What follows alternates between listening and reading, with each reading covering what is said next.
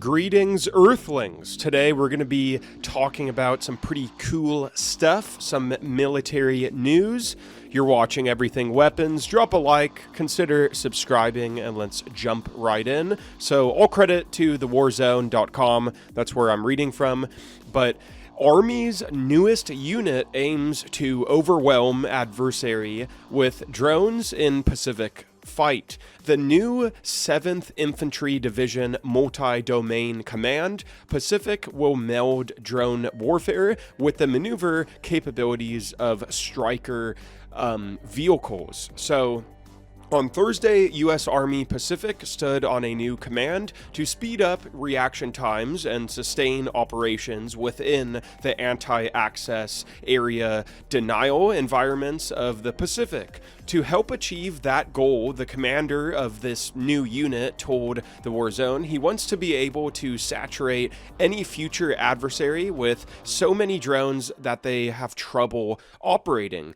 We have learned, particularly looking at Ukraine, that there really is no sanctuary area that is protected from observation and potential targeting, Major General Bernard J. Harrington told the Warzone during a media roundtable to introduce his new command. It's called the 7th Infantry Division Multi-Domain Command, Pacific 7th, and headquartered at Joint Base Lewis McChord in Washington State. It combines the 7th Infantry Division and the 1st Multi-Domain Task Force. The idea is to merge the maneuver capabilities of the 7th IDs to Striker brigades with the long-range sensing, fires, cyberspace, electronic warfare, and information capabilities of the MDTF, or Multi-Domain Task Force. Now, the new unit was created as the United States still struggles to be on the leading edge of modern drone warfare, especially when it comes to the lower-end segment of this broad capability set.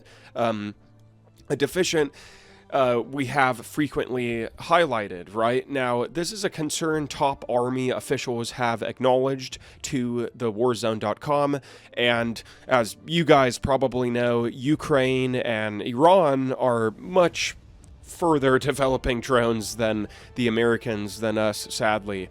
As we look at our employment of drones, Harrington pre-offered, we were looking at a host of not just traditional sense and strike drones, but how do we couple that utilizing an adaptive and agentive C2 command and control system to long-range one-way attack to be able to overwhelm potential adversary systems by a volume that is connected from our sensor drone all the way to our long-range one-way attack drone. Harrington was referring to an AI-driven system that can make and execute decisions on its own, routing data, repositioning sensors, matching targets to shooters without requiring a human to manually approve each step. He later described it as being a soldier on the loop, not in the loop system, meaning that a human monitors and can override the system's actions. Now, in another lesson from Ukraine, as well as conflicts in the Middle East, Harrington wants to be able to use decoy drones to confuse and potentially deceive an adversary, and the goal is to deplete potential magazine depth. We saw this play out in Ukraine, where Russian mass barrages typically use decoy drones, fake drones, to overwhelm Ukrainian air defenses, confuse its sensors, and even force the valuable air defense munitions to be fired, right? Ukraine eventually responded in kind with its own decoy drones to achieve the same effects. The need for the U.S. to develop a vast arsenal of long-range one-way attack drones that can also serve as decoys to consume enemy effectors. And Harrington added that he also is looking at electronic warfare drones to help isolate and then enable other drones to be effective. So when we look at the family of systems, it is not just one role for any one of our drones. It's how do they pair together, and then how do we get sensor to shooter most effectively to target any adversary appropriately. Harrington declined to say what kinds of drones the new command aims to field, though it should be noted that the U.S. Central Command recently used low-cost, unmanned, uncrewed combat attack systems, or LUCAS systems for short. Very satisfying there that it's an actual name and not just random letters. Now, kamikaze drones, a design reverse-engineered from the Iranian-designed Shahed 136 drones in the war against Iran. It was the first time those drones were used in combat.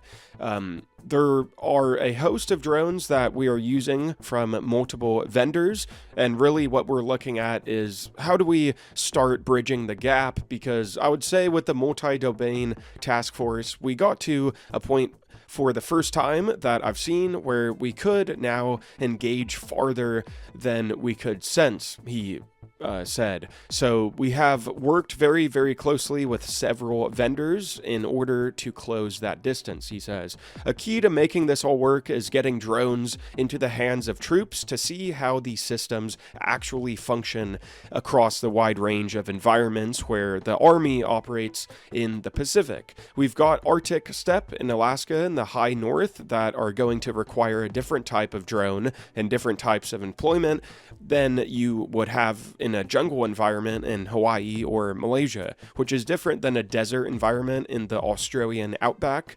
The Commander General Ronald Clark told the Warzone, "It's challenging, but we're dealing with the best and brightest that we have. Our young troopers out there are very comfortable with having technology in their hands and very comfortable with giving feedback associated with what works and what does not work because their buddies' lives depend on it," Clark said. "It's literally a responsibility that every soldier takes on and takes very seriously. The other thing I'd add in the distances we have to operate," Clark noted. "For instance, if you drew a box that was 2,000 nautical miles in each direction and started in Cambodia, west-east to the Philippines, south to Indonesia, and then back west to Malaysia, and then back to Cambodia, that box is roughly the same size as the box you would draw if you placed it over Western Europe, from the UK to Finland to Turkey to Spain." Interestingly, the officials leading this effort declined to name a specific adversary, and there was no mention of China at all, even though that nation is the primary pacing threat of the service and by far the biggest challenge in the region. The Multi-Domain Command Pacific is not tied to a specific adversary, and it's not tied to a specific location, Clark explained when asked about threats from North Korea. "It's a capability that we have been building to counter any threat from the adversary, so it's not necessarily focused on a specific part of the region or a specific adversary and a specific enemy," right? Now, the Army, it seems, is still trying to figure this all out, given that the 7th ID is essentially only a day old. There is a long way to go before the Army can draw any conclusions about the effectiveness of this concept. There are still many unknowns regarding what kind of drones the division has and is seeking, how many they need, and the timelines for procurement. Regardless, setting up a new unit concentrating on melding drone warfare with the maneuver capabilities of Stryker brigades and Stryker armored vehicles is a clear indication that the U.S. Army realizes it has to change how it operates to succeed in a Pacific flight. Thank you guys very much for watching. Hopefully you learned something. Drop a like, a thumbs up is greatly appreciated. It does really help me out a lot to push my videos to new people and a new audience. Type us a comment of what you thought about this episode down below. Subscribe, and don't forget to also ring the bell. That way you don't miss any videos I post in the future, because you'll actually receive a text notification on your phone every time I drop a new video, so you don't miss any. And take a look, check out the older content on my channel. Once again, you've been watching Everything Weapons. Thank you guys very much. I appreciate it. Any support means the world to me, and I'll see you guys in the next video.